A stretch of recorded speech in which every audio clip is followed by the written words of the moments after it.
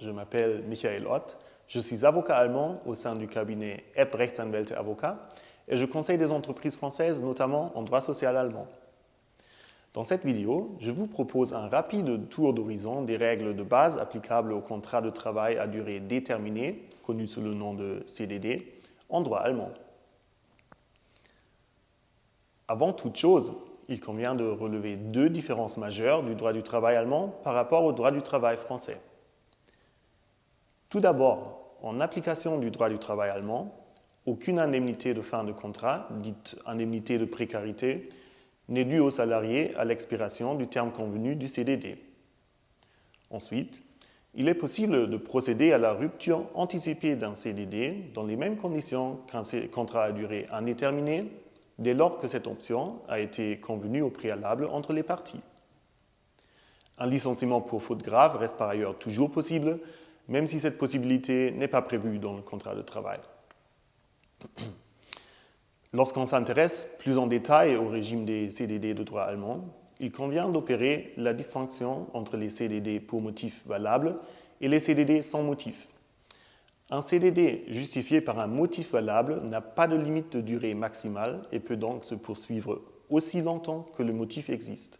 Il peut ainsi être renouvelé autant de fois que nécessaire. Un motif valable pour recourir à un CDD pourrait par exemple être un besoin ponctuel et temporaire de main-d'œuvre complémentaire ou le remplacement temporaire d'un autre salarié en raison de son congé parental. Contrairement au droit français, aucun motif n'est nécessaire pour les 2 premières années d'un CDD de droit allemand. Il est donc possible de limiter la durée du contrat de travail sans aucune justification. Un tel CDD peut même être renouvelé jusqu'à 3 fois tant que sa durée totale ne dépasse pas les 24 mois. La seule condition exigée par le droit du travail allemand pour ce faire est qu'il doit en principe s'agir d'une nouvelle embauche. Ainsi, le salarié ne doit pas avoir déjà travaillé pour le même employeur au préalable. Il existe néanmoins quelques exceptions à cette condition, notamment lorsque l'embauche préalable est très ancienne, que le salarié occupait un poste d'une nature fondamentalement différente ou encore que le salarié a été embauché pour une très courte durée. Il convient aussi de préciser que les conventions collectives peuvent prévoir des dérogations au nombre maximum de renouvellements ainsi qu'à la durée maximale d'un CDD sans motif.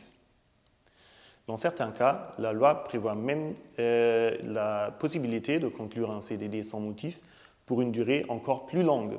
Cela est le cas dans une entreprise nouvellement créée où les CDD peuvent aller jusqu'à 4 ans ou dans le cas de l'embauche d'un salarié âgé de 52 ans ou plus où la durée des CDD peut aller jusqu'à 5 ans. Le CDD de droit allemand présente donc de nombreux avantages et une certaine flexibilité.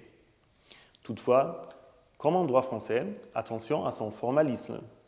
La conclusion d'un CDD, la prolongation d'un CDD ou la rupture d'un CDD nécessite impérativement la forme écrite au sens du droit allemand. Cela signifie que ces actes doivent être réalisés sur du papier et avec signature à l'encre.